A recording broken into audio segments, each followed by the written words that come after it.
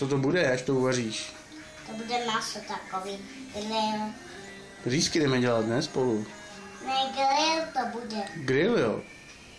Já vařím na grill. Ty potom vařím. Dám to do chlouby a ty ochutnáš potom. Já to vydám chlouby. Pomažeš mi ty. Pomažeš mi housky, až já to potom upeču. A upeču potom do zmrzlinu. A nanu.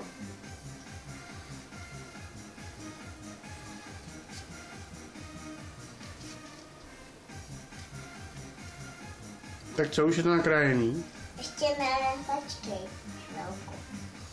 Nefoť mě, ti říkám.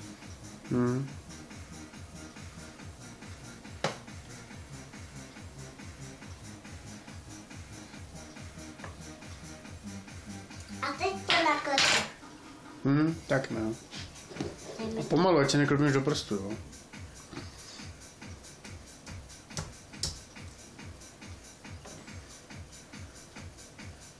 To bude dobrý řízek, viď?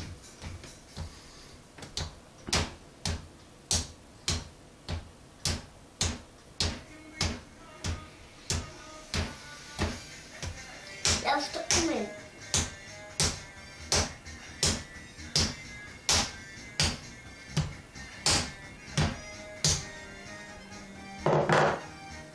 To hotový. No ty jsi šikovná.